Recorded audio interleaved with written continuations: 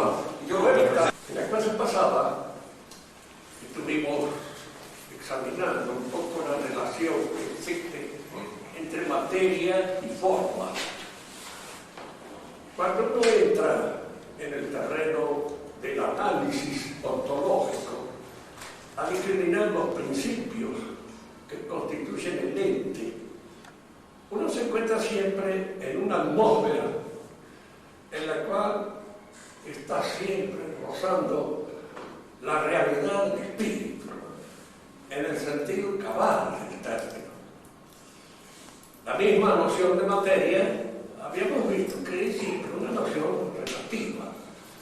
La materia no es ente, es un principio o coprincipio constitutivo del ente, pero depende siempre de su realidad de la forma que tiene, porque la forma es la que determina a la materia en la constitución de este o el otro ente, de manera que la materia se entiende no separadamente de la forma, sino en su relación con la forma.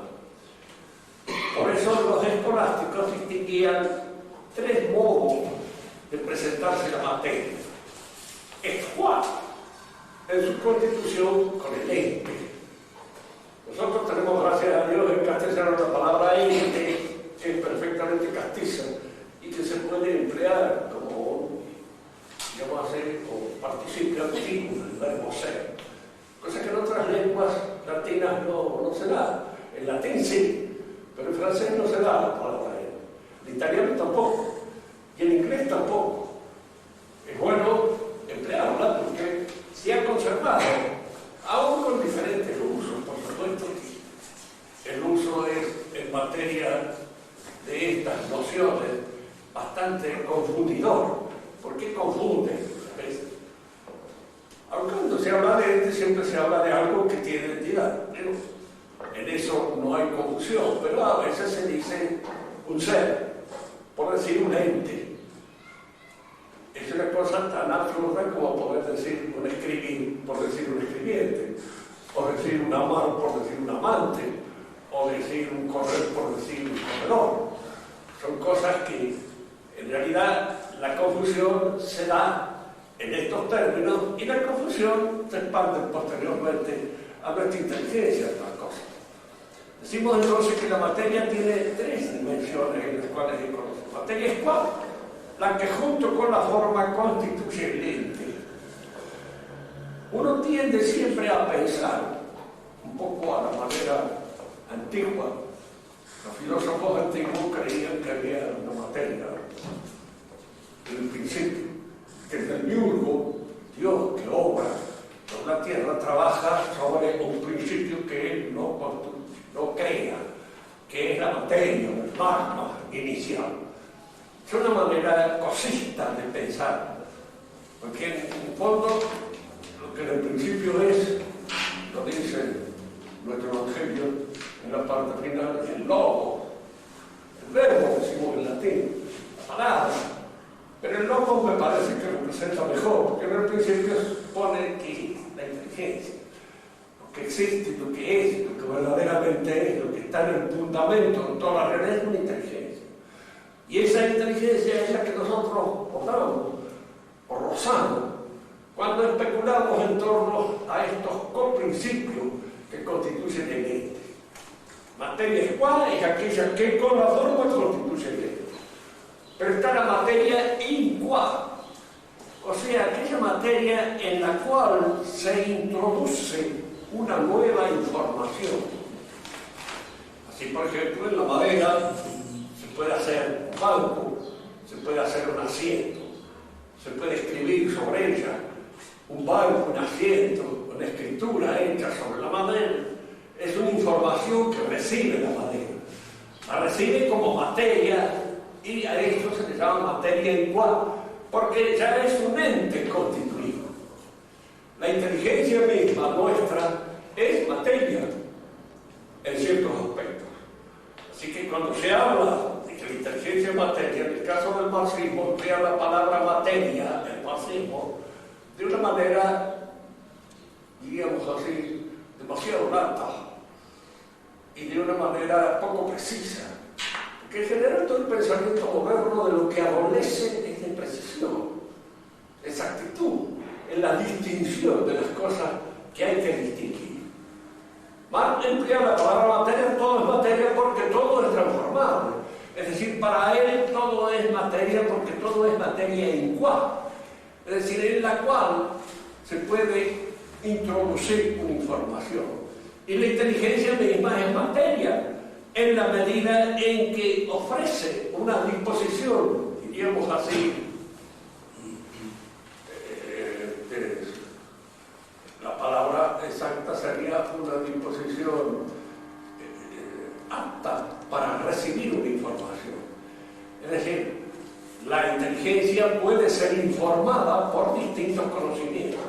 Y al ser informada por distintos conocimientos, es con respecto al conocimiento que le informa materia, porque recibe ese conocimiento y lo acepta, lo adscribe. Está en una actitud, diríamos así, en una actitud no positiva, sino en una actitud receptiva con respecto al conocimiento. Y en tanto receptiva es materia. Para Marx todo es materia porque todo es transformable. Y si uno le pregunta, ¿el hombre es materia? Claro, sí. Bueno, en el pensamiento clásico también, no es un descubrimiento que haya hecho. Es materia igual.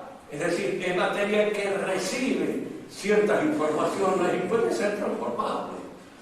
Para él, la naturaleza humana es transformable. Eso ya es una cosa muy discutible en el sentido en cómo él la afirma. Hay un dicho paisano de nuestro padre, Jean-Paul Sartre, él dice, a veces tienen, de una manera un poco negativa, tienen ciertas cosas que son verdaderas. Y una de esas gente, él dice que no hay naturaleza humana, porque si hubiera naturaleza humana habría un Dios que la crea y que la constituye. Entonces el hombre es lo que él se hace. Entonces, que claro, es absurdo. Es una de esas afirmaciones que no tienen fundamento. ¿Por qué es absurdo? Porque cualquiera sea el proyecto que nosotros tenemos a través del cual nos constituimos, y él dice que el hombre es un proyecto, pero ese proyecto no es un proyecto inteligible.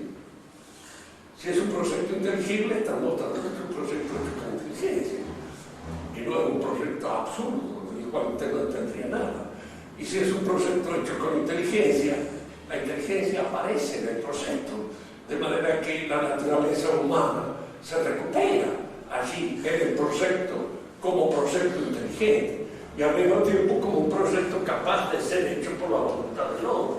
De manera que la naturaleza se desliza, aún sin querer él, en todo momento, que Jean-Paul Sartre por mucho que hubiera inventado su proyecto y se hubiera inventado a sí mismo, él no dejaba, en primer lugar, de ser francés, en segundo lugar, de hablar en francés, de escribir en francés, de pensar en francés, y con ser francés está heredando todo un montón de cosas que están detrás de él, que suponen esa atención completamente ajena al proyecto de él, que es su inserción dentro de la vida de esa nación a la cual él pertenecía. Todas estas cosas para él no significan absolutamente nada ni entran en consideración con respecto a él. Decimos entonces que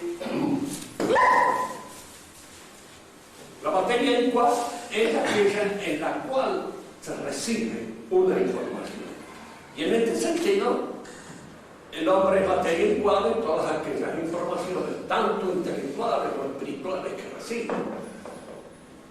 Es materia de la gracia, en cierto modo, porque la gracia se inserta en él y la recibe como un elemento accidental, gran accidente por antonomasia, pero la gracia es algo accidental. El hombre y lo recibe el hombre precisamente en su dinamismo espiritual, en su inteligencia y en su voluntad fundamentalmente.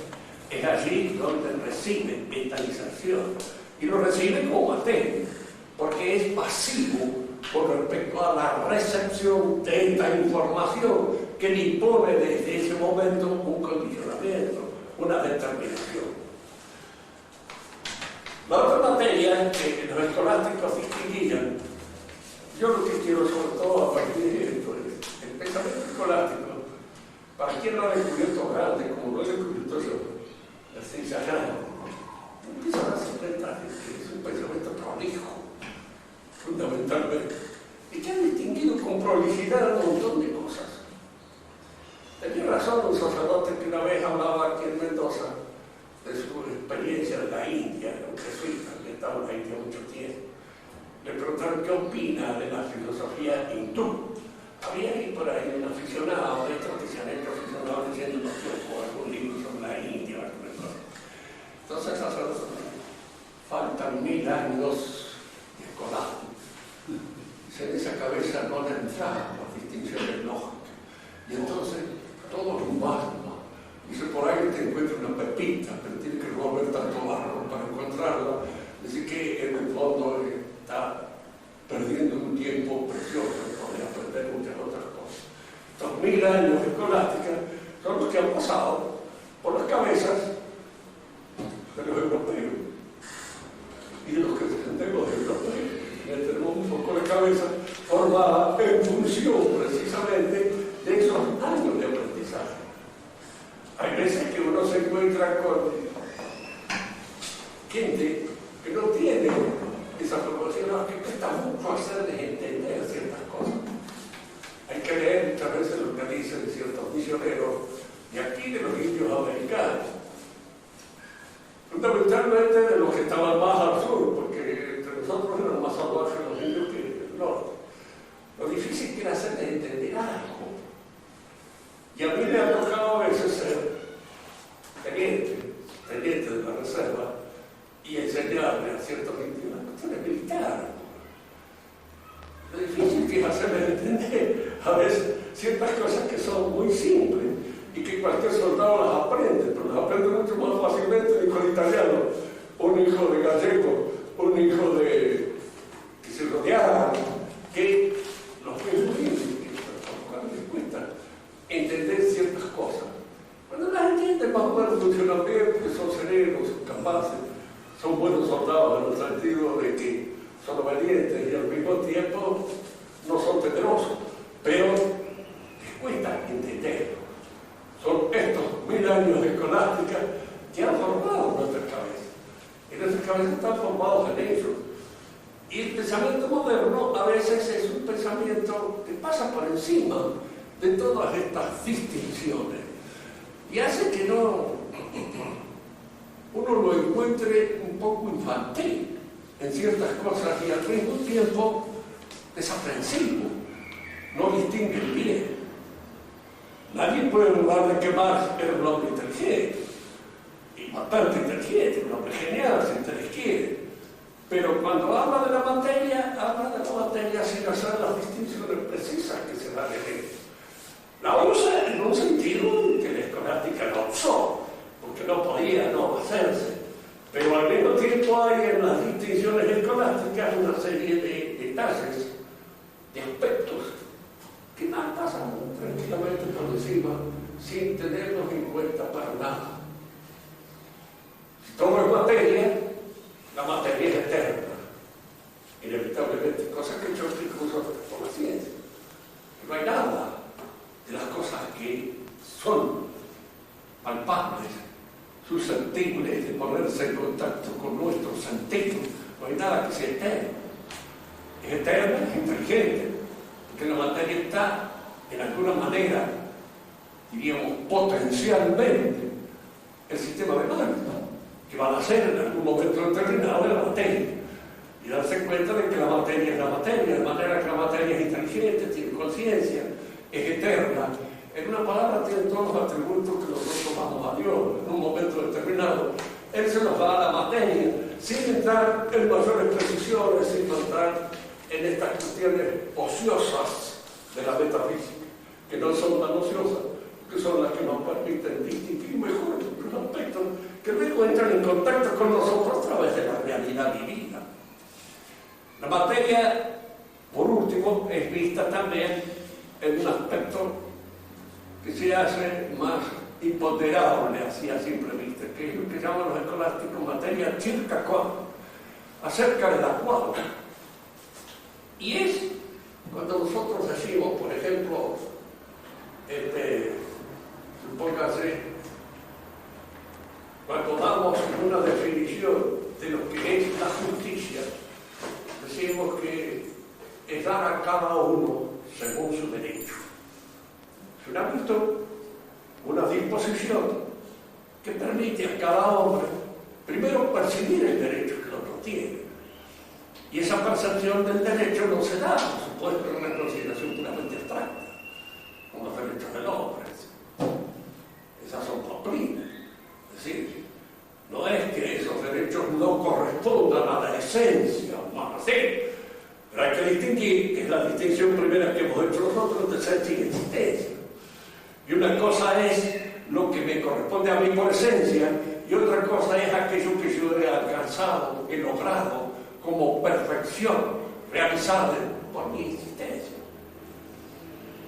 Alguien en otra vecina tiene derecho a curar enfermo, yo no.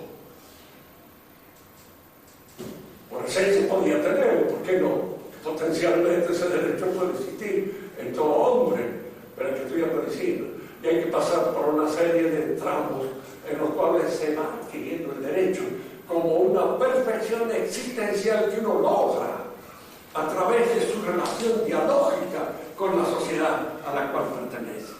Y estas son cosas que el pensamiento no se descuida, no tiene cuenta. Entonces, todo hombre tiene derecho a una propiedad determinada. Como este no la tiene, lo primero que piensa es que se la robaba aquel que tiene. Y nace ahí todo ese estado de subversión latente, que es lo que trae como consecuencia los derechos.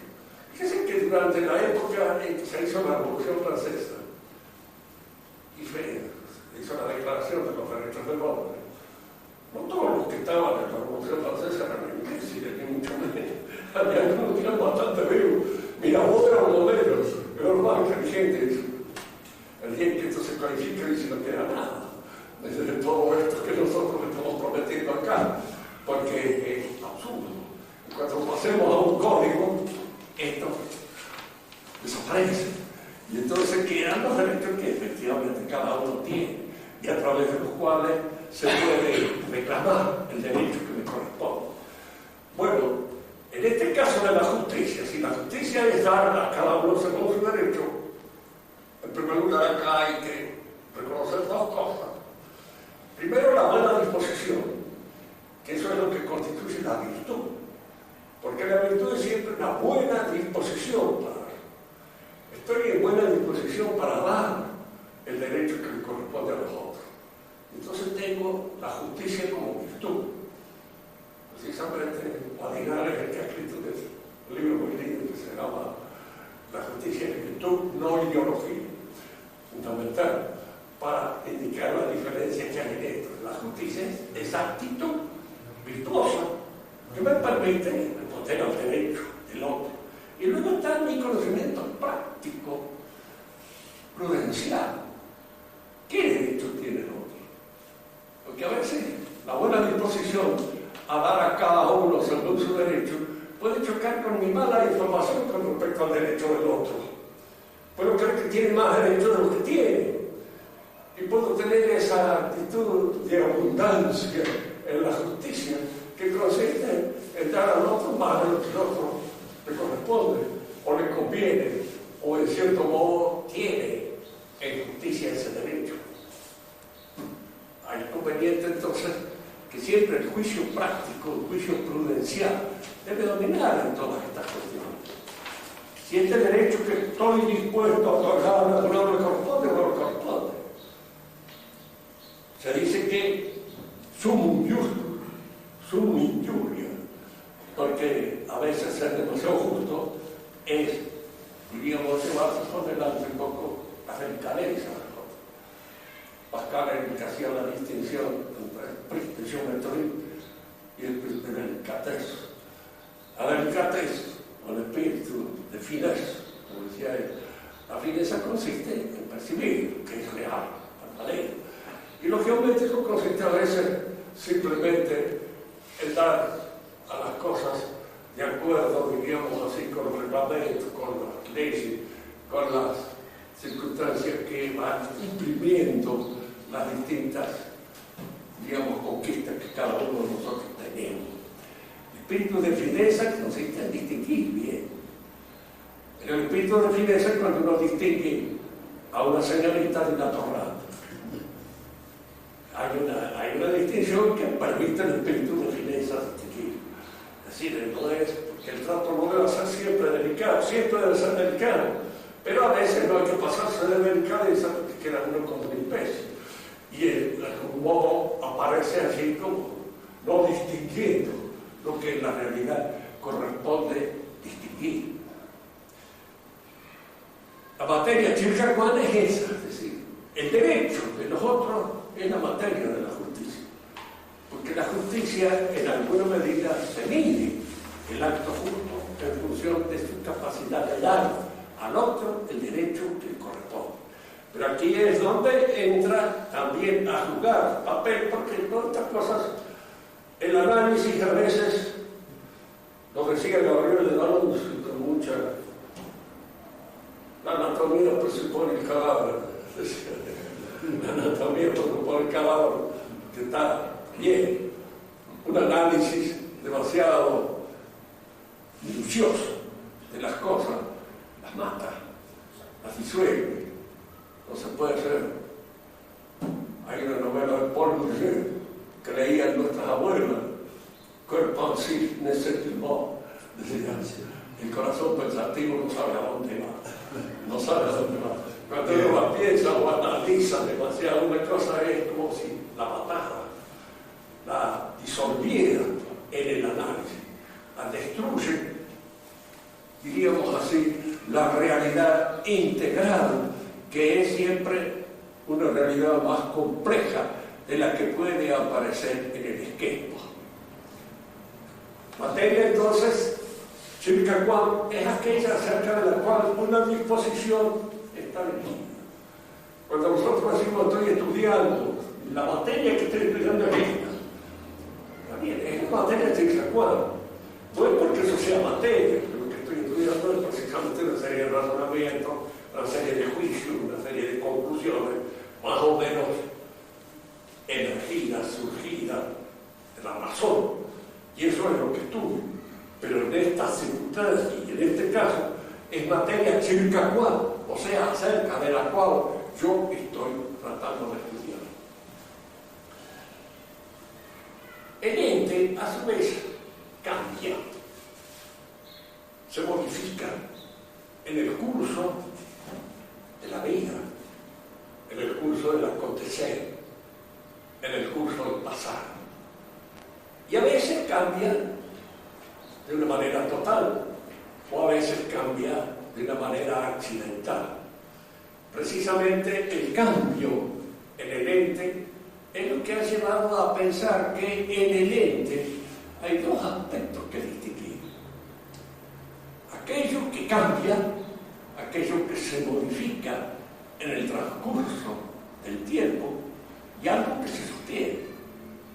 Porque nosotros, yo a mis 85 años, soy el mismo que tenía cuando tenía 2 meses, he cambiado totalmente y me he conservado totalmente, porque esta es aparentemente, diríamos, la contradicción. Soy el mismo, pero soy otro. Es decir, de alguna manera los cambios producidos, pues no quedan nada, ni la célula, nada. No queda ni el esternón, ni las costillas, ni la espina dorsal, nada absolutamente de eso que he sido. Y sin embargo soy el mismo. A esto hay que explicarlo siempre de una manera no contradictoria, porque la contradicción que se advierte en el ente, y esto de la contradicción que se advierte en el ente entra en un capítulo de la filosofía moderna, se advierte de Hegel, que es el que ve las contradicciones en el ente y cree que las ha descubierto él. En realidad no, es viejo como el universo. Ya Aristóteles había descubierto esta contradicción que afecta el movimiento mismo del ente. Hay en el ente un principio de cambio y hay en el ente un principio de permanencia. Ese cambio y esa permanencia se encuentran aparentemente contradictoriamente en el ente, pero no puede ser contradicción en algo que es y que se manifiesta con coherencia y que no se manifiesta contradictoriamente. Es decir, que yo tengo que explicar ahora esta aparente contradicción sin caer, por supuesto, en una contradicción, sin caer en algo que contradiga la existencia de la contradicción. Fundamental. Entonces, reconozco que en el ente hay un principio de permanencia, y a este principio le llamo sustancia. Y hay un principio de cambio al cual le llamo yo accidente. Fíjense que son dos nociones que se dan conjuntamente en el ente, como la noción de esencia y de existencia, de esencia y ser, como la noción de materia y forma, la sustancia y el accidente. Y estas dos cosas hay que pensarlas, pero hay que pensarlas tratando de evitar que la imaginación nos juegue la mala pasada de cosificar estas dos cosas. Como si la sustancia fuera una cosa y el accidente fuera otra cosa, agregado o añadido. Este reloj es una cosa y yo soy otra, pero este reloj no es un accidente mío. El accidente mío es algo que está consustancialmente determinado en mi ser. Es decir, yo me expreso y me manifiesto como sujeto a través de todos estos accidentes que constituyen mi apariencia habitual. Todos estos son en mi accidente, pero constituyen mi realidad. Puedo haber cambiado de color, puedo haber cambiado de estatura, puedo haber cambiado toda la consistencia molecular y material de mi corporalidad, pero al mismo tiempo sujeto. Y aquí es donde empieza a jugar la imaginación mal, porque uno se imagina que el sujeto debe ser algo que queda, una cosa, que la espina dorsal, el esternón, que es donde se añaden los accidentes, ninguna de esas cosas. Entonces, ¿qué es la sustancia si no es una cosa señalable, determinada? ¿Qué es? Y aquí nosotros nos encontramos ante la necesidad de tener y aprender a pensar con cierta coherencia. Pues decía Platón, que fue el primero que descubrió esto, todo ente es en alguna medida una idea, un eidos, es decir, una distribución inteligente de sus partes, que lo hace ser eso que es. Y una distribución inteligente de sus partes es una idea, un eidos, un plan. Es, si ustedes quieren, digamos así, una manera, un orden distributivo de los elementos que lo constituyen. Pero ese orden es una idea que nos está remitiendo siempre a alguien que nos ha pensado y que nos sostiene con sus pensamientos. Alguien que en alguna medida eso que nosotros somos, en él está claro, nos ve con toda seguridad, eso que nosotros somos. Y que nosotros intentamos descubrirlo también a lo largo de nuestra vida, sin lograrlo casi nunca. Es decir, esperamos que en el otro mundo resolvamos el problema o el misterio. ¿Qué es lo que Dios quiso decir conmigo? Al final de la vida uno va viendo que hay ciertas cosas que Dios las debe haber querido, porque no ha sido tanto querida por mí, sino querida por alguien que no soy yo, y que de alguna manera ha contribuido a hacerme eso que soy. Pero eso que soy, para mí es un misterio. No sé bien qué es lo que soy. Sé que soy, y que estas cosas me acontecen a mí, y yo voy acompañando el ritmo de toda mi existencia y a lo largo de toda mi existencia. Pero eso que yo soy,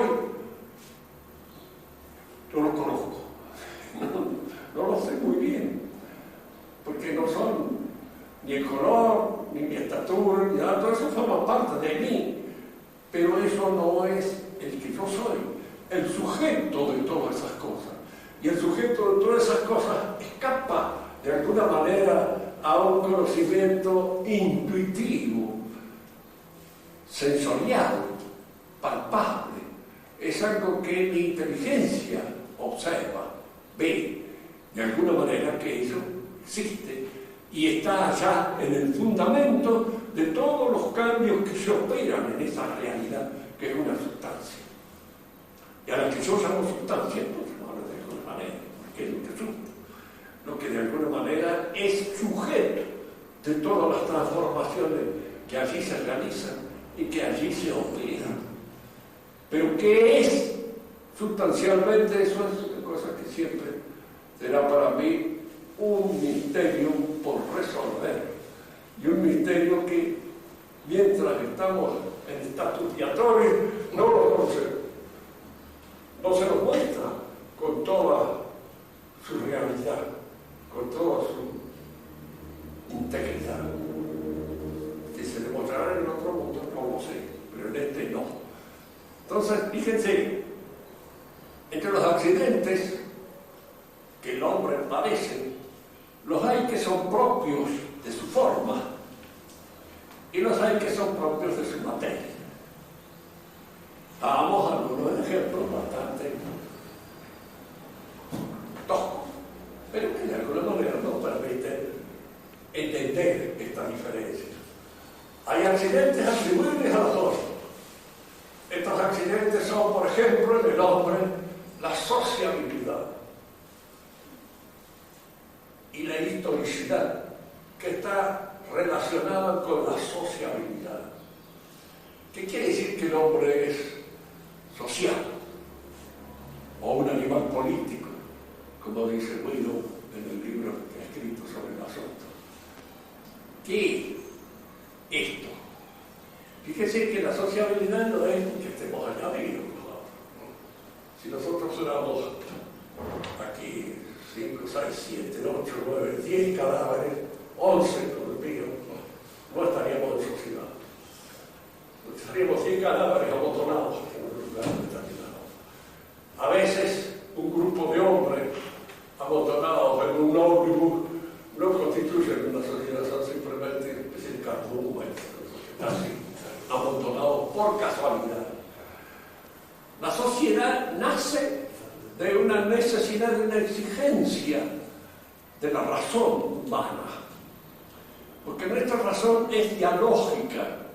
¿Y qué queremos decir cuando decimos que es dialógica? Porque este es un término que ha cobrado últimamente una perspectiva bastante absurda en muchas cosas. Se da diálogo. Esto que estamos diciendo nosotros necesitamos tener un diálogo, por supuesto, dialogando. Dirían ustedes, más bien me parece que es un monólogo que está hablando de ustedes, pero yo estoy hablando con la convicción de que me entienden, porque si no hablara con esa convicción mejor sería que no hablara, que me fuera a otro lado, hiciera cualquier otra cosa. Es decir, que esto es diálogo porque hay una apertura de la inteligencia que permite entender por lo menos gran parte de lo que yo digo. Y el hombre crece en el diálogo. Y fíjense que el hombre crece, nace en un lugar determinado. Morales, que decía con toda precisión, es un heredero. Si al decir que es un heredero quiere decir eso que recibe en la cuna, el idioma, ese idioma que recibe es una herencia, es, si ustedes quieren, un tesoro que aparece en él, tanto más completo y acabado, cuanto más profundo es el aporte histórico a esa lengua. Que hay cosas que se pueden decir en español, como en todas las lenguas procedentes del latín, pero que no se podrían decir para mí. ¿Por qué? Porque les falta la cultura, les faltan los siglos de Grecia, de Roma, que nosotros hemos recibido y que lo tenemos incorporado en nuestro idioma, con las palabras, con los recursos verbales que corresponden. Por eso cuando se preguntan de cosas, porque la Iglesia prefirió el latín al hebreo. Porque hay muchas cosas que de verdad no se podrían decir. Y el latín sí, porque el latín tiene una ejercitación, no solamente en la filosofía griega, sino también en el derecho latino. Y entonces hay una intención siempre en el derecho a precisar los términos, a decir con exactitud lo que quiere decir cada cosa. No es lo mismo decir que el hombre es un animal racional, que decir que es el rojo o el hijo de la tierra roja, como decían los hebreos. En cierto modo el hombre es el hijo de la tierra roja. Pues una precisión inteligente, y mucho menos. Y no es porque los hebreos carecieran de inteligencia, que la tenían.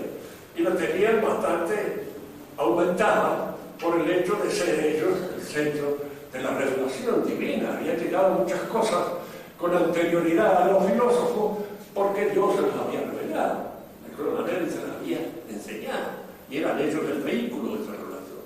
Pero la Iglesia acepta el latín fundamentalmente porque es a través del latín en cómo todos los misterios y todos los formas de la fe pueden ser expresados de una manera clara para todos los hombres que en algún modo hacen el esfuerzo de poder comprender ese contenido tradicional que constituye el saber propio de la fe. El hombre es un heredero en este sentido. Al mismo tiempo se incorpora a una sociedad y a través del idioma se incorpora no solamente a la contemporaneidad de esa sociedad, sino que se incorpora a todo su pasado. Retirado en la paz de estos desiertos, con pocos pero buenos libros juntos, vivo en conversación con los difuntos y uno con mis voces a la puerta. Versos de Quevedo, bien dicho precisamente este hecho de que el hombre conversa con los difuntos, no en las mesas espiritistas, sino precisamente en los libros y a través de toda la enseñanza que le ha sido aportada por la historia, y se incorpora a esa historia. Es una parte viva de esa historia. Digo esto porque estamos viviendo en el momento del triunfo del pensamiento imbécil. Es el pensamiento que actualmente se nos mete a través de todo. El pensamiento que se nos mete a través de los medios de comunicación y de todo eso. Y este intento de globalización del hombre es un poco arrancarlo del seno de la historia que cada uno de nosotros posee como elemento entrañable que hereda de sus antepasados y que forma parte de nosotros. Expliquemos mejor esta cualidad propia de la forma humana, que es a veces difícil, porque acá la palabra historia quiere decir dos cosas, que no son la misma cosa. Quiere decir una ciencia, un conocimiento, un saber de las cosas del pasado. Y quiere decir al mismo tiempo algo que nos connota, una nota que es constitutiva de nuestra modalidad, de nuestra personalidad, y que la hemos recibido del pasado. Yo les explicaba a ustedes por qué nosotros, que podemos provenir unos italianos, otros franceses, otros españoles, lo que fuera, pero hablamos español. ¿Por qué? Porque hay un hecho histórico abundante de nuestra realidad, y la conquista de España de esta tierra. Pone el español. Y entonces nosotros, indudablemente, cualquiera sea el origen de nuestra procedencia, hablamos español. Y al hablar español, pensamos en español. Y al pensar en español, heredamos todo lo que constituye el aporte de esa lengua, que es mucho, porque es Grecia, es Roma, es la latinidad en general, todo eso está apuntando en nuestra riqueza idiomática. El hombre cuando se incorpora a una sociedad, se incorpora pues a través del idioma, entra en contacto con los demás, y es en este diálogo con los demás permanente, comienza en la cuna y termina cuando alguien nos dice el último discurso para que hemos abandonado. Todavía hay algunos discursos en la cosa, cuando en nuestras cosas han dicho la última misa, bueno, me quiero que es también un diálogo y un recuerdo en el cual aparecemos en la mente de los demás un ratito, muy someramente. Pero esta condición de la realidad o de la forma propia del hombre, la historicidad y la sociabilidad, son, diríamos, accidentes propios de su esencia, de su forma. El hombre solo, ya lo decía Aristóteles, es un imbécil. Es un imbécil, ¿sí? No sabe hablar. El cabo entre animales, bueno, algunos lo dan como hipótesis, pero yo como hipótesis me parece que es posible. El chico cuando nace es muy delicado. Si usted no lo cuida, se muere. Sí. Y el cuidado significa la atención precisamente de todo un orden de sociabilidad que se inclina sobre la cuna para darle nacimiento. Sabe que el hombre nace libre es una cosa, un pequeño sofisma del amigo Rousseau, que indudablemente no era muy buen padre de familia, digamos, por lo que sabemos acerca del abandono de su propio hijo. Pero no lo debe haber visto nacer, si no lo hubiera dicho nunca, que nacía libre, que va a ser libre de qué, pobrecito. Sí, que no se puede ni limpiar, que no puede ni siquiera moverse bien, que necesita el apoyo de todos los que están en torno a él. No, el hombre nace en el seno de una sociedad. Y cuanto más amplia, más grande, más rica es la herencia de esa sociedad, mejor. Claro. Muchas veces decíamos, bueno, yo me crié en un pueblo que se llama Chilecoy. ¿Sí? Indudablemente recibí allí las lecciones propias que se pueden recibir en un pueblito. Tengo alguna idea yo de los monumentos históricos antiguos, no había nada, porque el pueblo había nacido un poco antes que yo, pero no mucho antes que yo. De manera que todo eso uno no lo asimila en el contacto con esa atmósfera aldeana y en alguna medida circunscrita a un repertorio de memoria relativamente corto, chico. Haber vivido en París es una lección que de algún modo tal vez muchos parisienses no la agradezcan, tanto como, pensándolo bien, habría que agradecer, porque eso le permite a uno entrar en contacto, incluso a través de las calles, a través de los edificios que uno observa, en contacto con toda una historia que está allí, realizada, viviendo, y que de alguna manera ingresa en la experiencia de aquel que la vive y de aquel que está haciéndose, realizándose en ese ambiente, en esa atmósfera. Cuando uno hereda un idioma que es un idioma, como decía Julio Camba, que era gallego, decía, el gallego lo empleo para hablar con las gallinas, decía él, y de mis familiares. Dice, cuando quiero escribir y hacerme entender, empleo el castellano, porque de alguna manera es el idioma que en un aspecto, diríamos, constituye el aspecto más amplio del mundo dialectal español, porque es allí donde la historia se organizó y es allí donde la historia va imponiendo una serie de elementos que entran desde ese momento en esa herencia que recibimos a través del idioma. Es importante distinguir estas cosas, sobre todo en esta época de confusión tan grande. Una maestra de uno de mis nietos le enseña que la gran desgracia de esta tierra fue que vinieron los españoles de la tierra. Y le digo, miren, le decía yo al chico, le digo, sí, que los españoles se habían recibido también conquistas de otros pueblos. Y se han sido conquistados por los romanos. Le digo, y nunca se han quejado de esa conquista. Han cambiado el idioma íbero por el idioma español, que es un descendiente del latín, el canabalco. Los franceses también han sido conquistados por los romanos. Y de alguna manera, diríamos, los viejos idiomas que podrían haber hablado Vercingetorix y los suyos, se han cambiado por el idioma romano.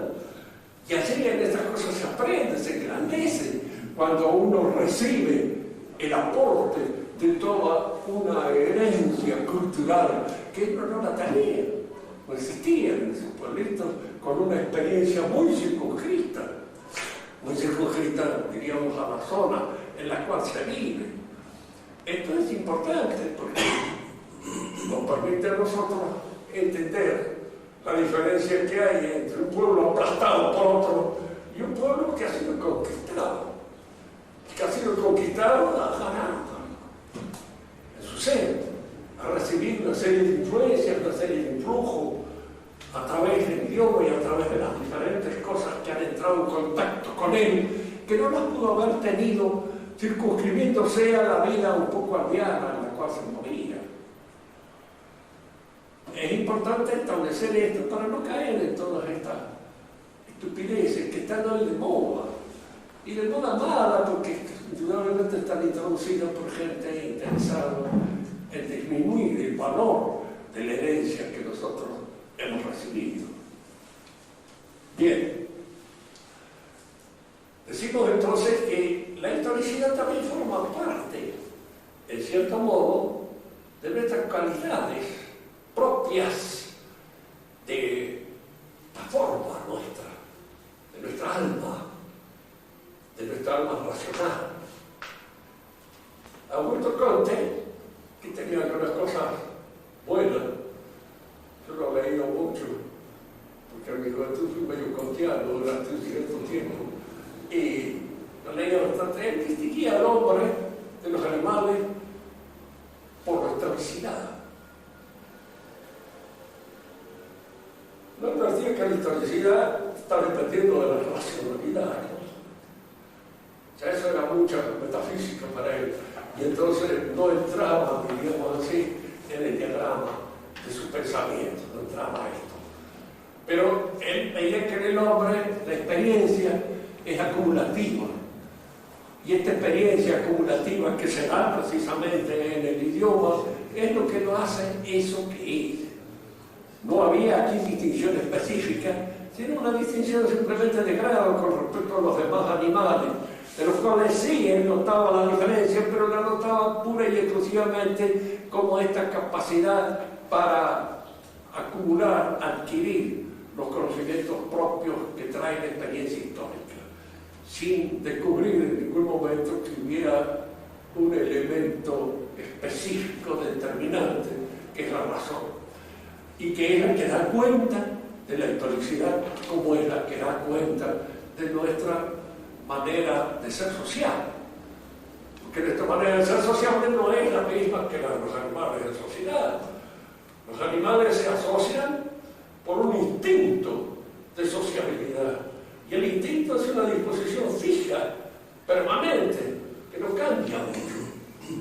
Los hormigueros siguen siendo iguales, pero yo, por lo menos desde que yo me acuerdo, que los hormigueros hasta ahora los veo sin grandes modificaciones, a pesar a veces de las invasiones de los niños que los rompen, que los patean y todo eso, no logran modificar la constitución del hormiguero.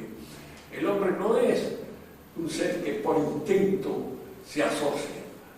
Hay en él esta facultad propia de la inteligencia que lo hace moverse en un cierto terreno de libertad, que es la que explica no solamente aquello que constituye la especificidad de la sociedad humana, sino también los errores. Y en cierto modo, diríamos así, las falencias que se explican en esta sociabilidad. Cuando los pensadores modernos quieren, en alguna manera, hacer una historia del hombre, remontándose hasta los orígenes, generalmente descubren en él un elemento que los distingue. Marx dice que el hombre se distingue de los otros animales por muchas cosas, pero lo que lo distingue es la economía. Existe en el hombre un instinto económico que lleve a una organización de lo económico tan perfecta, tan terminada, como la de los hormigas, de la abeja. Existe. Más, en lo económico, en el hombre hay que integrar los fraudes, hay que integrar los robos, hay que integrar, diríamos, todos aquellos otros elementos que pertenecen también a la economía como elementos, diríamos así, atróficos o hipertróficos de lo económico. y que se dan precisamente por esa aura de libertad en la cual el hombre se mueve. El hombre no es un térmite y no es un animal económico exclusivamente. Hasta podríamos decir que es antieconómico en muchos de los aspectos que lo constituyen y lo declaran, porque es más abundante el fraude que las buenas organizaciones económicas. Siempre, yo me acuerdo que en la época en que pensaba en estas cosas, antes de hacerme católico,